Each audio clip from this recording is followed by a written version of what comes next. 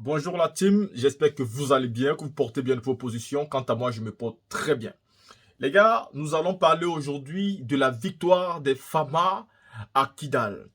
Vous devez savoir une chose, que nous parlons, mais nous oublions que les Fama ont déjà remporté une première victoire à Kidal. Et cette première victoire, c'est le départ de la MINUSMA, qu'on n'en parle pas assez.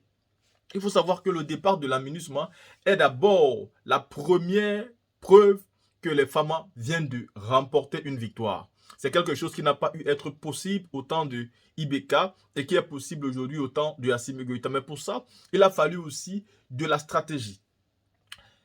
Cette stratégie a donc payé. Et aujourd'hui, le Mali c'est-à-dire a clairement tout son espace aérien d'abord à gérer elle-même. De deux, le Mali peut sillonner tout Kidal elle-même. De trois, le Mali peut imposer des frappes où elle veut dans son territoire sans risque d'avoir des conflits avec les Nations Unies.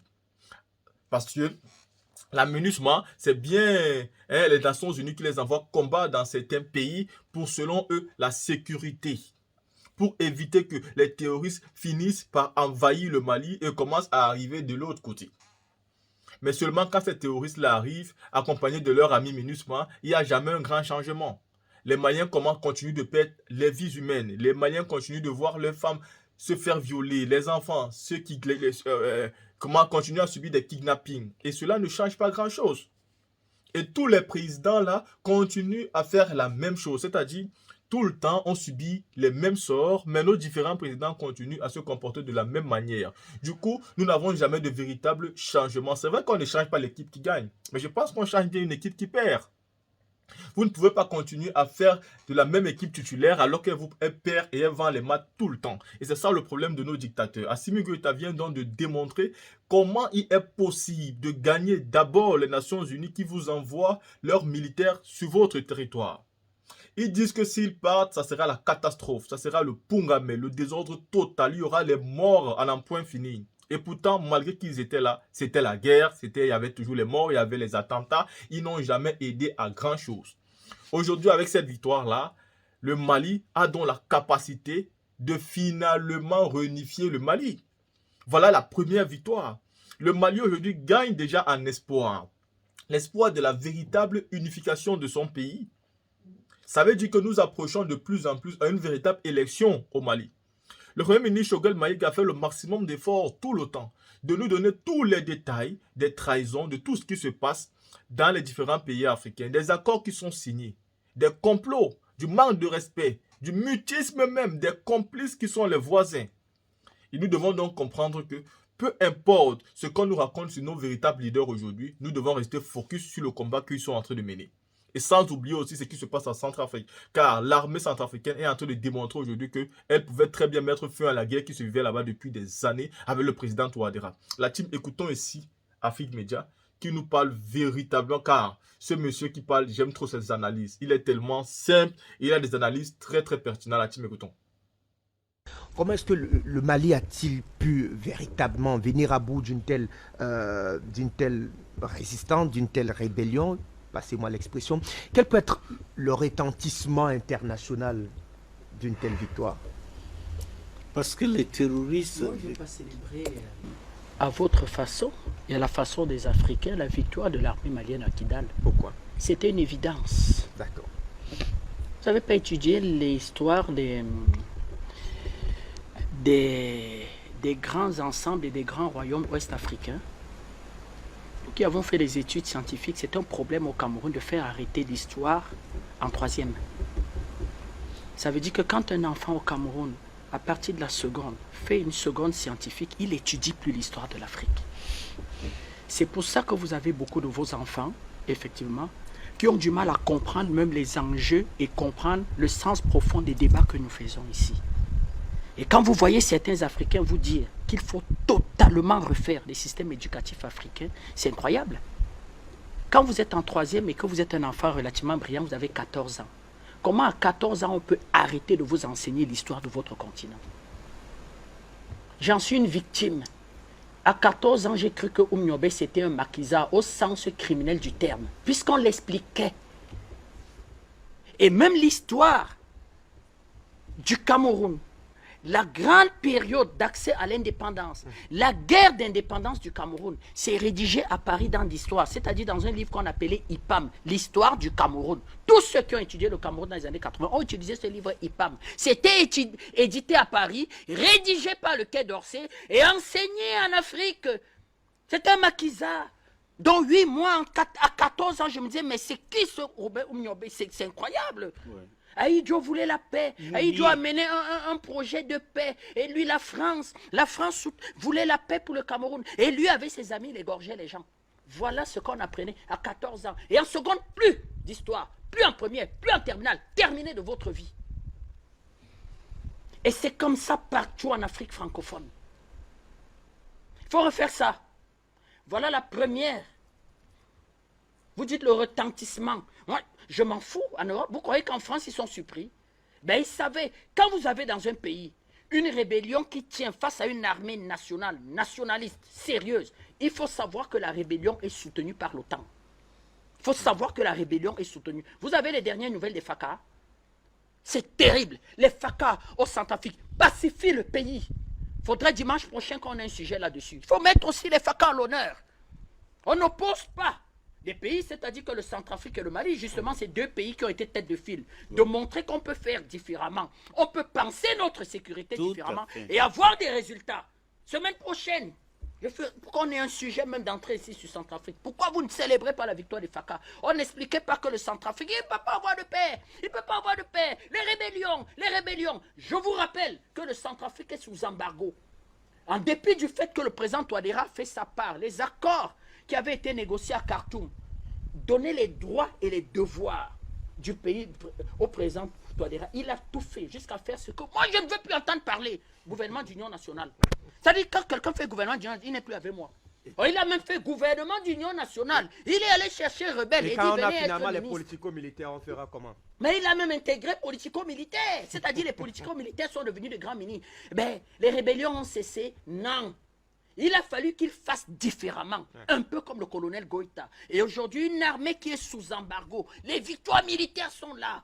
Aujourd'hui, je ne vous cache pas, je souhaite un affrontement FACA, légionnaire, franc. Je vous ai toujours... Moi, jusqu'à présent, je souhaite l'intervention de la CEDEAO. Chaque jour, je dis, mais est-ce que la CEDEAO va intervenir? Mais les gens rient. Mais patriarche, tu ris. Mais moi, je souhaite l'intervention. Monsieur Douma, vous riez.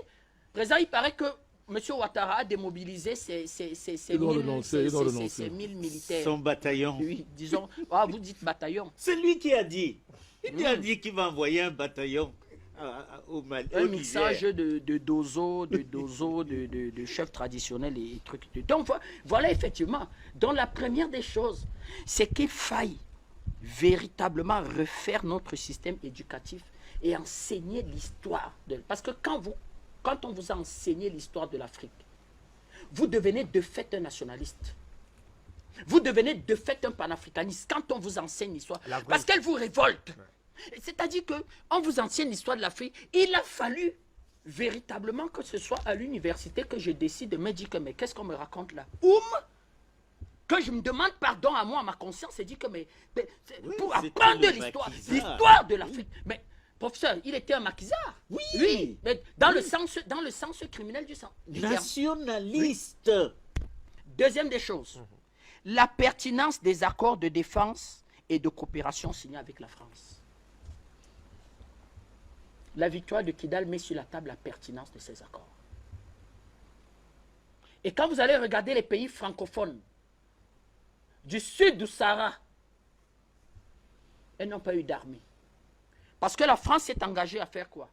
À expliquer que même si tu veux acheter des armes, il faut que ce soit son ambassadeur et son chef d'état-major qui apprécient la pertinence des armes que tu achètes.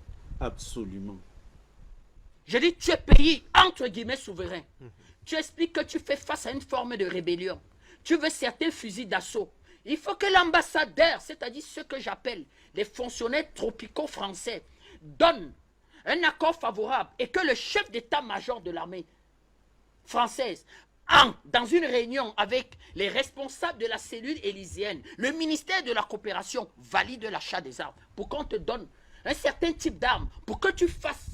Et de préférence, ces armes doivent être achetées à la France éternelle, généreuse Et civilisatrice. Deuxième des choses. Les orientations. Les entre guillemets projets d'orientation militaire. Ne disons pas loi d'orientation militaire. C'est la France qui doit te les donner. Des orientations. La formation des hommes. Ce que tu appelles tes officiers. Elle te dit justement que pour moderniser ton armée, elle va former tes officiers les plus brillants à Saint-Cyr.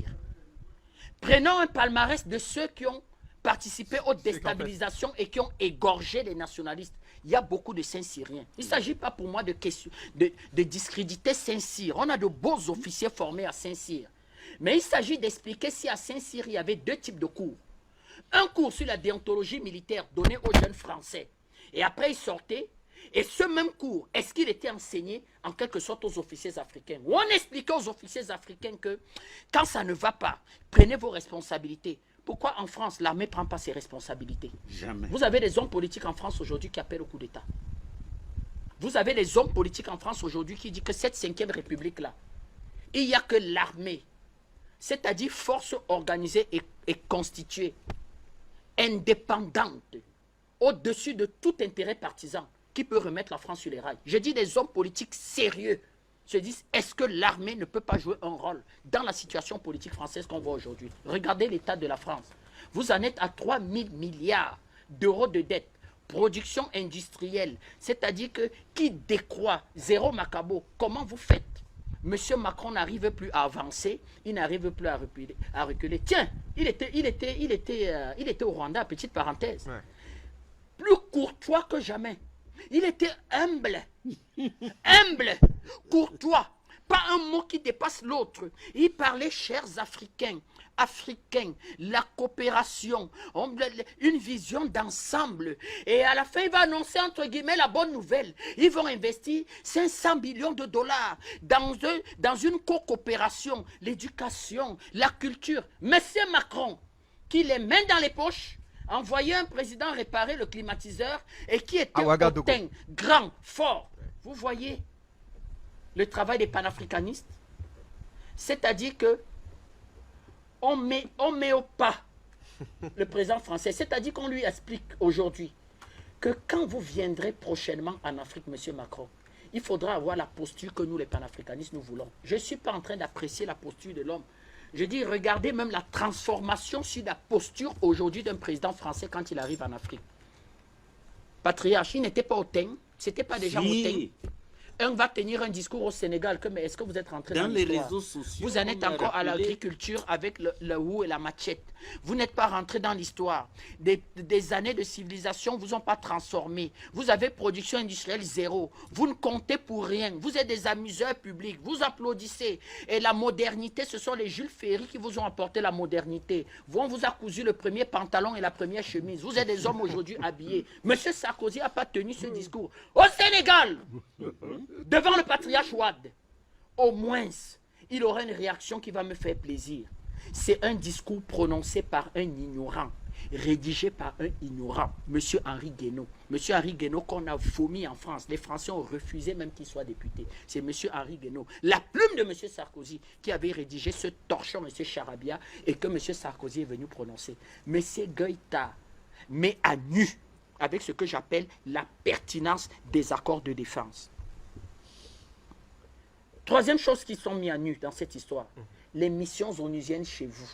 On a fait une émission ici, beaucoup m'ont dit d'écrire un livre sur les missions onusiennes. Je ne refais pas ce paragraphe-là. Il expliquait de regarder partout en Afrique où sont greffées les missions onusiennes. Il y a la paix, patriarche. Zéro. Insécurité totale. Il y aura deux faits avec les missions onusiennes qui m'ont toujours, c'est-à-dire estomaqué. Ça veut dire 3 missions onusiennes dans un pays africain qui va disséquer le pays en 3, le Soudan. Mission onusienne au Darfour, mission onusienne au Soudan, mission onusienne au Sud-Soudan. Ça va disséquer le pays en 3. Et dans les 3 Soudans, aujourd'hui, il y a guerre civile. Il y a guerre civile en Soudan du Sud, il y a guerre civile au Darfour, il y a guerre civile au Soudan, en plein Khartoum. Et il y a 3 missions onusiennes avec des budgets votés. À un moment donné, 75% du travail du Conseil de sécurité c'était sur vos problèmes de vous, Africains. C'est-à-dire que même à l'ONU, là, l'ONU fonctionne à cause de vos problèmes. C'est-à-dire le Conseil de sécurité, c'est 75%. C'est-à-dire résolution et travail. On travaille à l'ONU à cause de vous, Africains. Question. L'Afrique est le seul pays où il y a problème, où il y a insécurité, il y a affrontement militaire. Mais je parle africain. Et aux futurs dirigeants africains.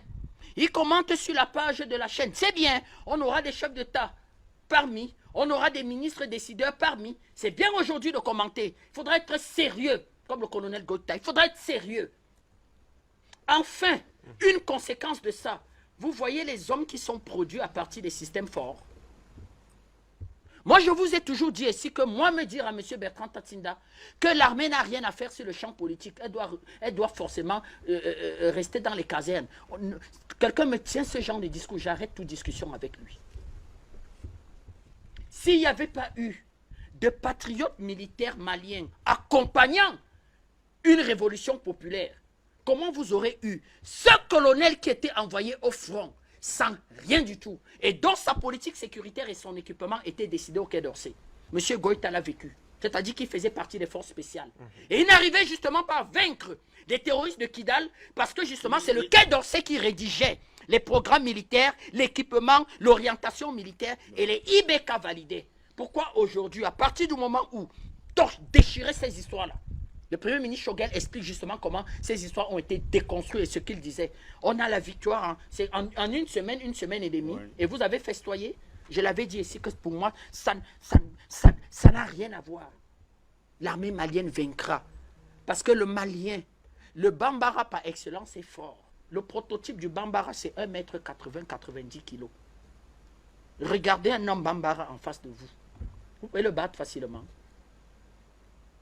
Et ils refusent même d'intégrer un certain sport de combat, de lutte aux Jeux Olympiques parce qu'ils savent que jamais un Européen n'aura une victoire. Ouais. Et comme dans les Jeux, ce qu'on appelle les Jeux d'été, les Jeux Olympiques, 90% de médailles sont données par les Noirs. Vous savez ce qu'ils ont fait? Ils ont créé les Jeux Olympiques d'hiver, sachant que vous ne faites pas les sports de glisse sous la neige. Voilà. Ils ont toutes les médailles. Et ils opposent, et ils mettent à côté que oui, ils médiatisent pour montrer aussi qu'ils sont forts.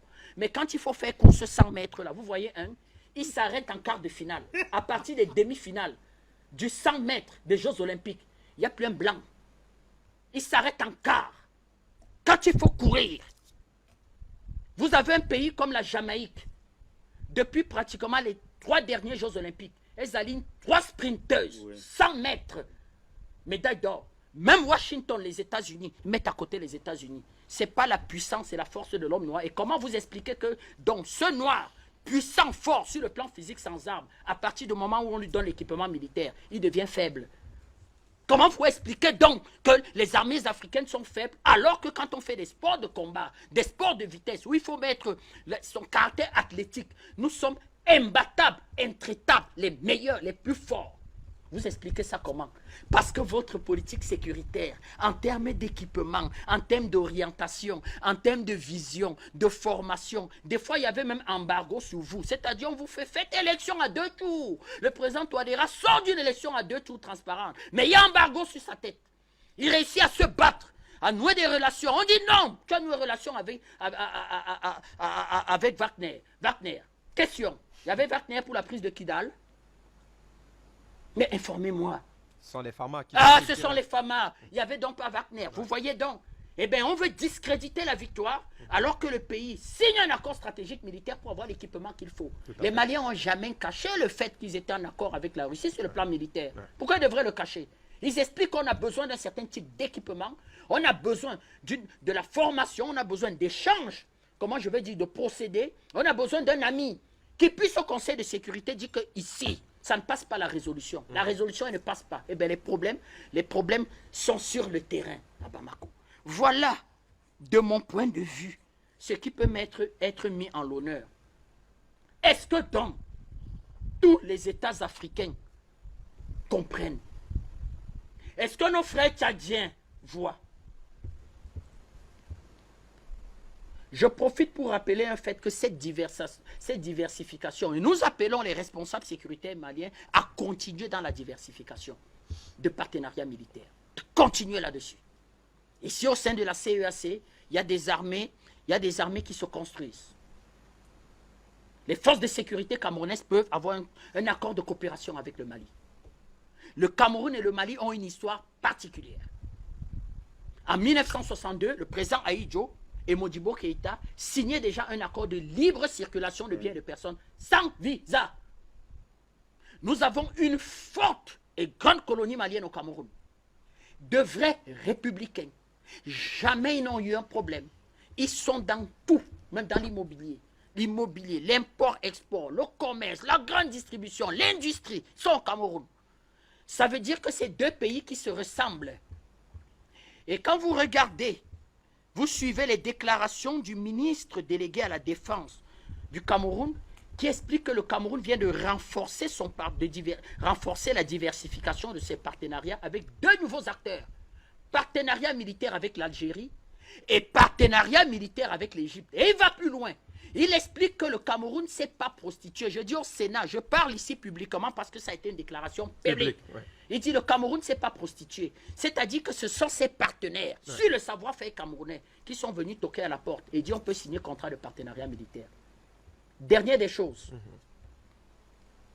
C'est très intéressant parce que les armées africaines commencent à se parler. Qui finance le terrorisme au Mali? Ça peut nous intéresser, nous les Camerounais. Ça peut intéresser l'Égypte. Donc quand un pays comme l'Égypte, qui fait face aussi à son terrorisme et à ses terroristes bien spécifiques, l'Égypte peut rechercher dans des informations de ceux qui financent son terrorisme au Cameroun. Et le Cameroun peut avoir des informations pour l'Égypte. Et l'Égypte peut avoir pour le Mali, dont les armées africaines doivent se parler dorénavant. Parce que nous avons un seul ennemi. Un seul ennemi commun. L'Occident. L'Europe coloniale et l'Occident. Pourquoi tu n'ajoutes pas l'Occident généreuse, colonialiste et la France? La Grande-Bretagne est différente, patriarche. Les États-Unis, en 1885, quand ils se retrouvaient, ils expliquaient qu'ils nous apportent l'émancipation. La civilisation. Là, ils apportaient la civilisation. Donc, voilà ce qu'on peut dire de ça. C'est tout simplement que c'était une véritable évidence.